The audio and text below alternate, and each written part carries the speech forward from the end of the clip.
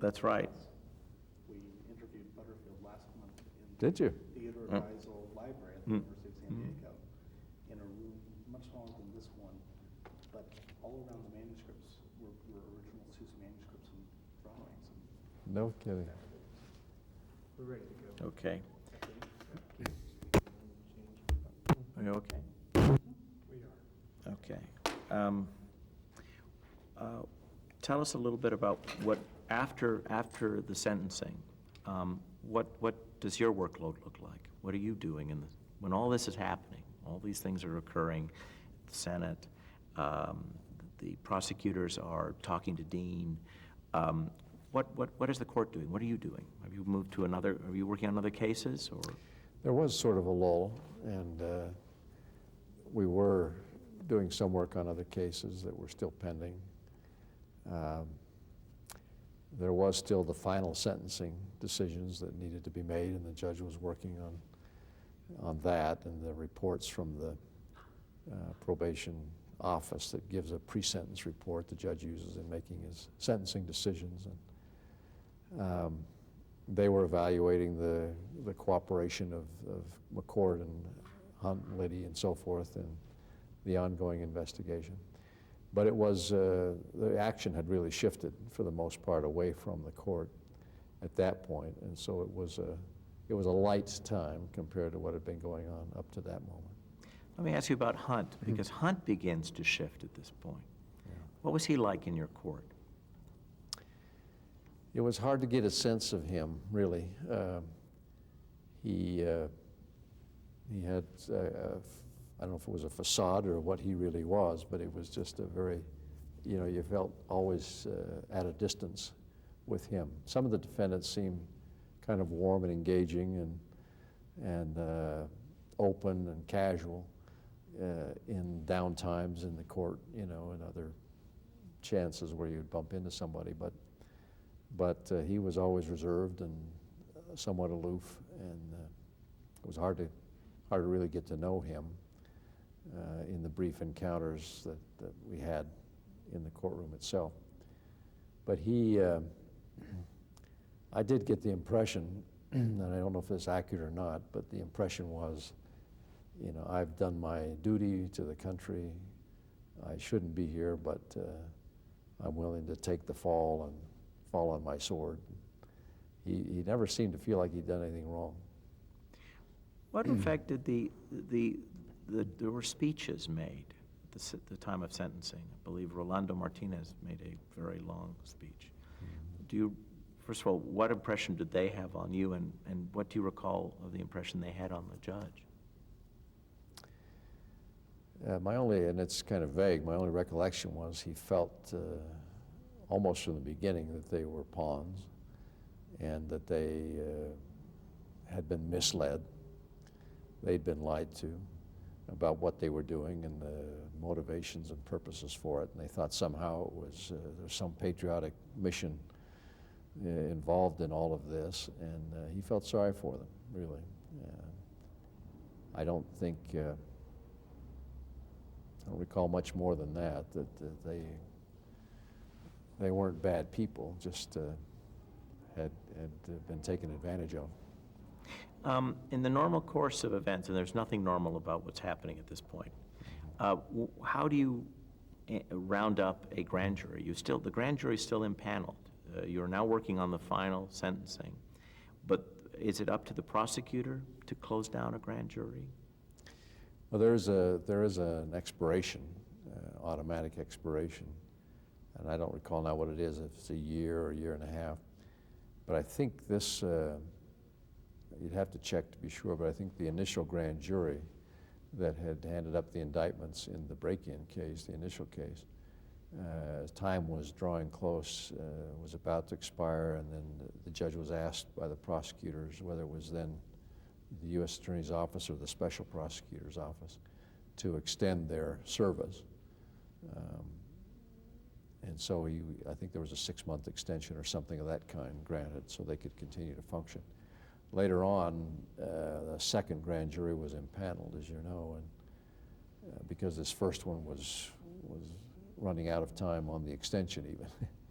So for a time, there were two grand juries overlapping, looking at evidence of different criminal activity, different characters or persons, subjects.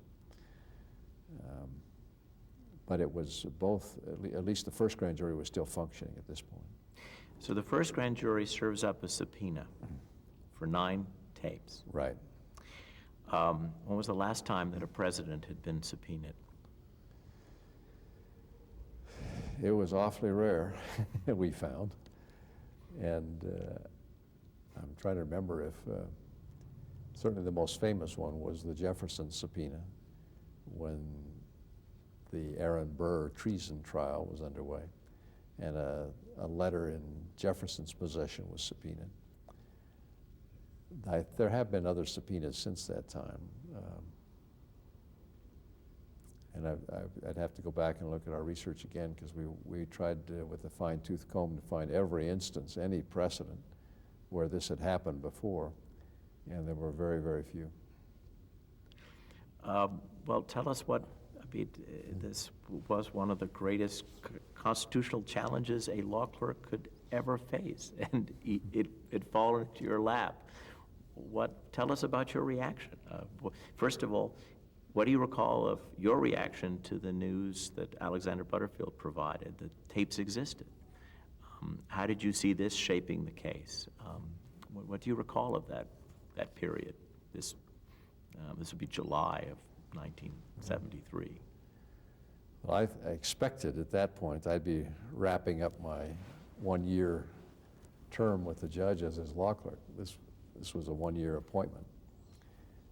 As we got to that point, though, and this tapes matter was getting very hot, he said, Todd, you just got to stay. You know, I don't want to start over with somebody who hasn't been in this up to this point, and just give me another year. I was happy to do that, but I had a service obligation with the Army. I'd been commissioned a lieutenant out of ROTC, and I'd had a delay to finish law school. I had a delay to spend that first year with the judge. And I said, I don't know if I can get another extension on active duty service. And he said, well, I'll send letters, whatever you need, to appeal for that. So I applied for a second extension of my time with him, and eventually the Army said, okay, you know, we'll defer another year. The fact that these tapes existed was a bombshell for everyone.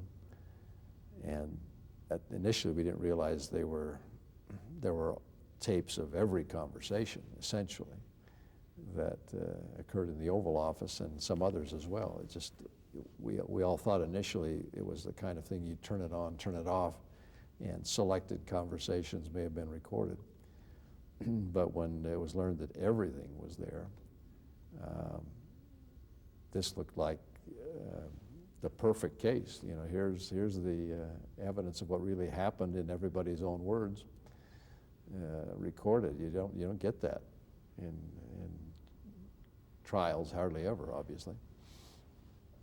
And we'd all been amazed, frankly, at John Dean's memory, at his recall when he testified before the Senate Select Committee. And it was puzzling in a way. You know, how could he remember so clearly and in such detail these conversations? And it made you wonder, is he making it up, or is he really that good?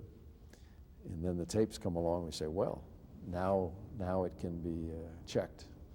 Now we can see if that's the truth, because his testimony was very damning, as you'll recall. So it seemed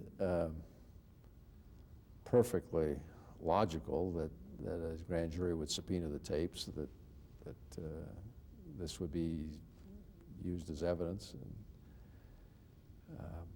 how could anybody object, kind of was the feeling.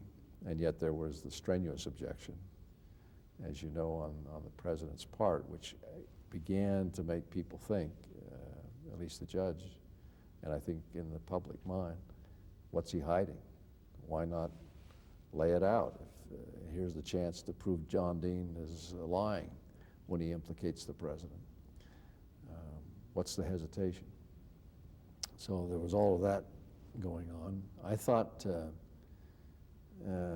that Archibald Cox, in subpoenaing selected conversations, was being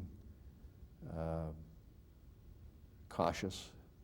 You know, he's being measured in the approach. It wasn't just give us all the tapes, which would have been opened him to legitimate criticism. You know, you're just out there fishing for anything you can find.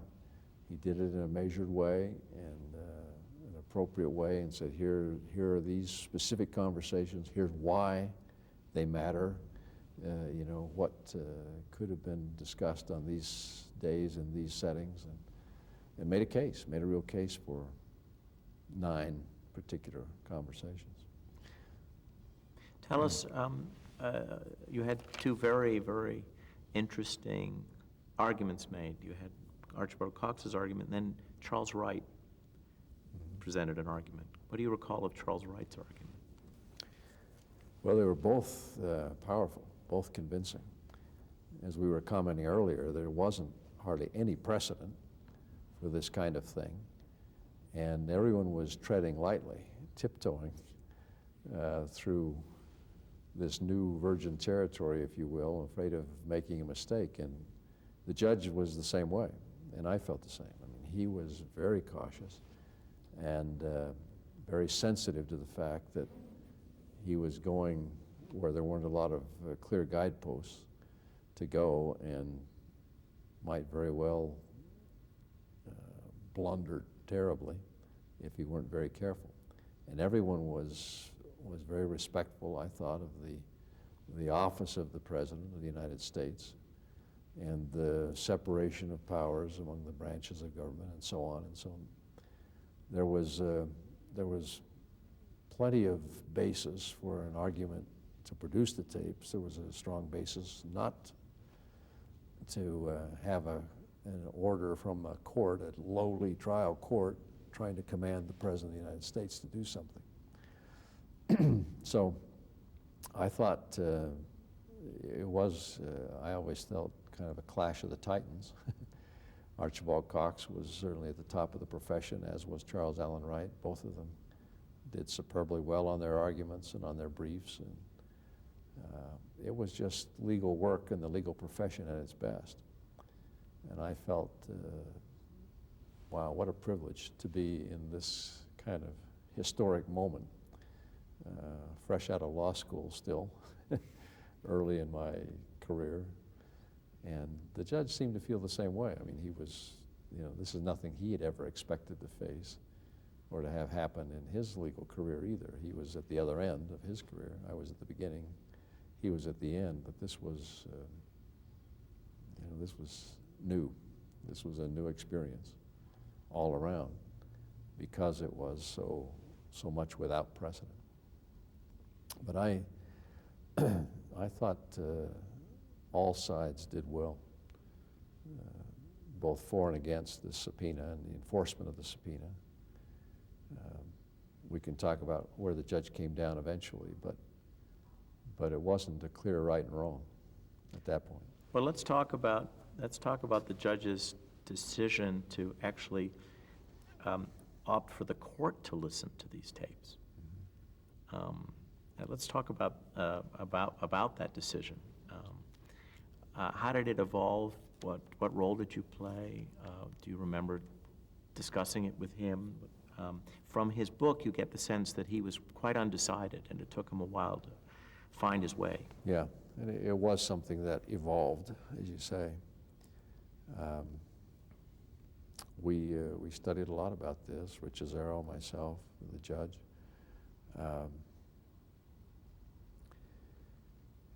The Jefferson-Burr precedent really was the only thing that seemed to apply.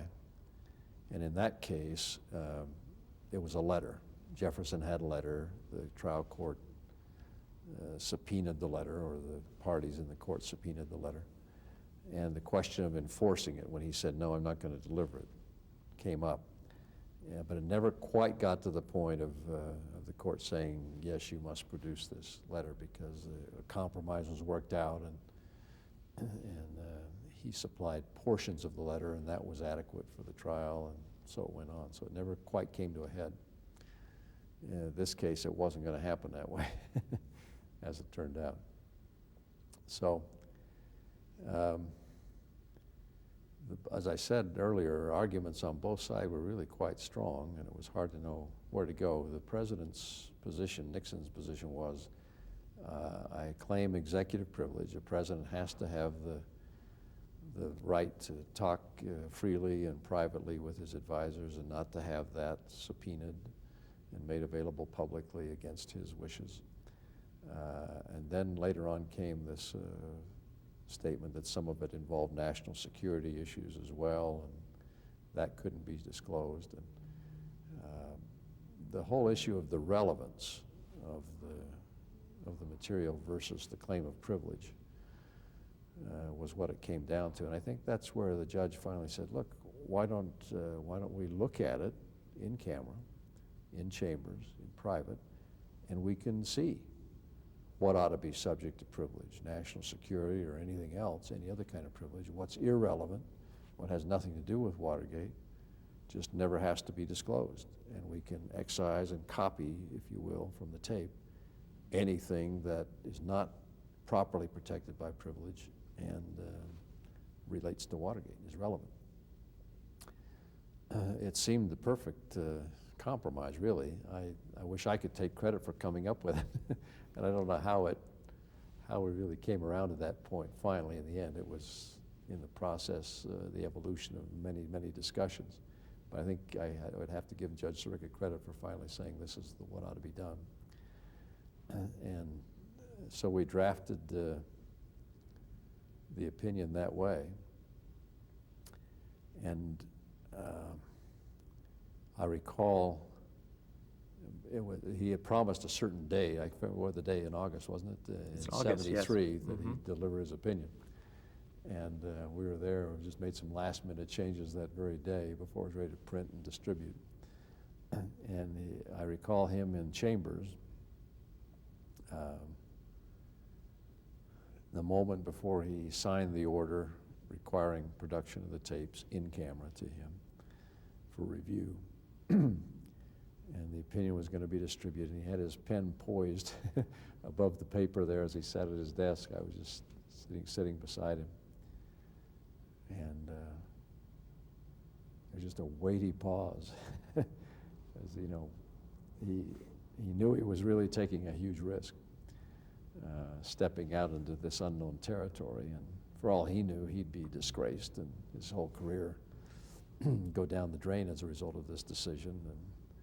And you know, he could turn out to be the laughing stock of the whole profession in the end, possibly, or it could go the other way as it did. But he said all the weight of that seemed to settle on him at that moment as he said, and finally said, "This is right," and signed John J. Sirica.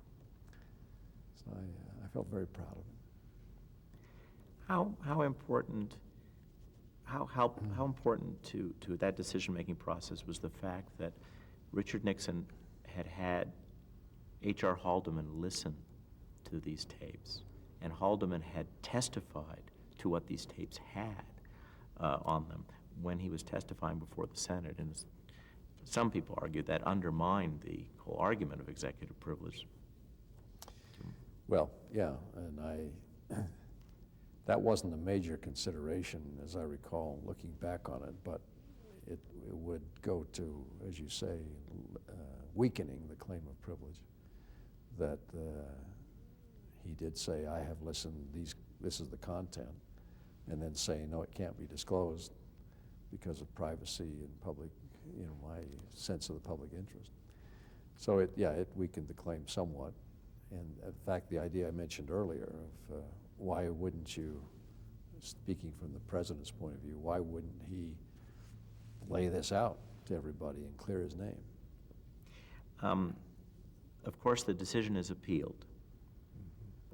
Judge Sirica's decision is appealed. It goes to the Court of Appeals. And they asked, before they heard the case, they asked the parties to try to settle it. They didn't want to have to blaze that kind of territory new territory either.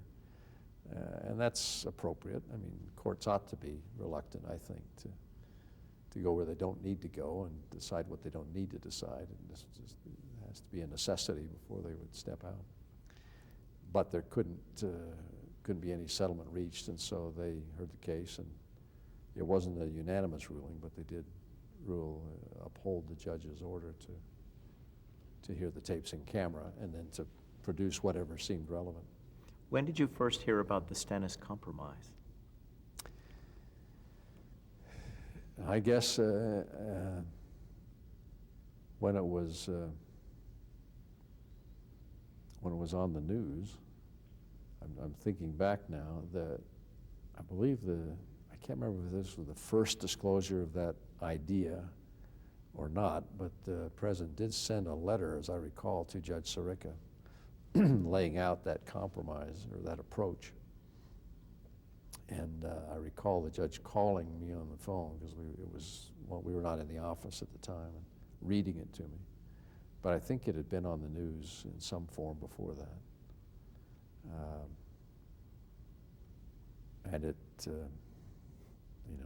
never seemed like a good idea. No offense to him, but the senator was an older man. His hearing was not good. How sharp he would be mentally in a very demanding task, and trying to hear all the nuances of what's on these tapes, it seemed like the wrong man, number one. But the idea itself, didn't make much sense. Tell us what you can recall, please, of the Saturday Night Massacre. Well, I had scheduled a day away with my family. We had, let's see, this was '73. We had 2 young children, and we wanted to go out and see Antietam, the Civil War battlefield. This was that Saturday, I guess. And the judge was away with his daughter looking at Fairfield College in Connecticut, where she wanted to enroll. So we were both out of the city and kind of out of touch. But I remember tuning in Archibald Cox's press conference with his resignation or acknowledging his dismissal as we went from place to place on this battlefield. And in the car, we'd be listening to this. That seemed like a very historic occasion as we were visiting a historic site. It was an odd feeling. The judge and I spoke by phone that evening, and he said, we've got to do something. I don't know what to do. We've got to do something. And in the end, the decision was to call in the grand juries. I guess there was still the one grand jury. I'm a little vague on that. You have 2. We had 2 by that time. You have 2 by that time. Call in the grand juries on Monday, reassure them that their work was not finished, that they were going to continue their service, and they were still under oath and under their obligation not to disclose the proceedings of the grand jury, but to go forward. And witnesses probably would be called in the future, and they should stand ready to continue to serve. That was the maximum he thought he could do, had any authority to do in that situation, until the dust settled. Well, there was a deadline, though, coming up for the production of the tapes. Right. And for appealing the decision of the Court of Appeals to the Supreme Court. Did you discuss, do you remember talking about citing the president in contempt of court? Mm-hmm. That was the next step as far as the judge was concerned after things began to settle out. He said, obviously, I don't have an army to send over there. But that kind of approach is ridiculous to think about. But he is in contempt if he doesn't produce it. He has the period for the appeal, the time to file an appeal request with the Supreme Court had passed, and he now either had to produce or not. I mean, there were no appeals left. And that's where he came around to the decision saying it's a matter of contempt and I can levy fines. We'll see what happens. But he didn't have to. No, he didn't, as it turned out. The date was set for the president's attorneys to come into court and to state definitively either we will produce the tapes or the president refuses to abide by the subpoena. And the judge was prepared with a list of questions to ask them tape by tape, conversation by conversation. Will you produce this, you know, and so on, so that it was on the record in open court what the president said. And then he had an order ready to sign if he needed to, saying he's in contempt, and you know, if he needs to appear or send someone to appear and say, you know, why he should not be held in contempt, and with the fines would be levied later, you know, if his representative came in and said definitively, no, we're not going to produce it. So he fully expected that day that I guess it was Leonard Garment would come in and say, no, we're not going to produce the tapes, we're not going to respond to the subpoena, period. And he was prepared to sign that order. He had a blank with him on the bench that we had written ahead of time. And then when Garment said, yes, they will be produced, he almost fell off the bench. Everyone was terribly surprised. It was amazing. It was just like, you know, you're leaning into the wind, you know, of the storm, and then there's nothing. You almost fall over forward. But he was wonderfully relieved. Nobody was more relieved than John J. Sirica that day.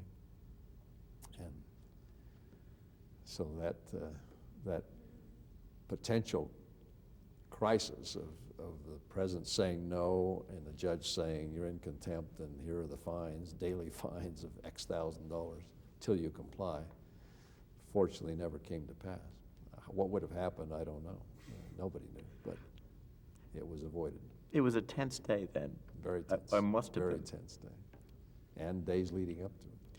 Now, you get more than one bombshell, though, because not all the tapes could be produced. Right. First, there was the revelation that some tapes didn't exist. You know, the recording had never been made. And then one has a long gap in it. And these came in series, as you know, sequence. It was, I felt sorry for Fred Buzzard, who was representing the president, that he never got the full story initially. I don't know who he was dealing with, but they would feed him a little bit, and he'd come in and represent that, and it turned out not to be right, and he'd come back to the court and correct his prior statements, and it made him look very foolish, and he was just being jerked around. So all of this came out in bits and pieces, but it turns out in the final analysis what had happened was on one of those conversations, the reel on the recording machine had filled up and hadn't been replaced, and so it just didn't get recorded. Yeah, that's the April 15th conversation. Yeah. But then we have the October 20th conversation, which is a different story. How did Judge Sirica handle the 18.5 minute, the revelation of an 18.5 minute gap? Well, that was another, you know, coming on the heels of these other things, it seemed hard to believe, you know, what else could happen now. You'll recall that what happened in the end, of course, that was the initiative to say, look, let's get the tapes here. Forget trying to make all these indices and so forth and draft transcripts, you know, for the safety, integrity of this evidence, get it over to the court, deliver it now. So it was delivered. We didn't listen to it initially. We were waiting still for these other things to come from the White House. But he said, I want custody to protect against anything further happening like this. And then this team of 6 experts was impaneled to examine it and determine what had caused the erasure. The idea that Rosemary Woods had done it while she was transcribing or trying to transcribe the tape just was ludicrous from the start. I mean, the fact that, you know, that she would keep her foot on the pedal and reach back around like this to answer the phone and stretch out like that for 4 or 5 minutes didn't make any sense. And so these 6 individuals were brought together from different places to analyze it, and their conclusion in the end was that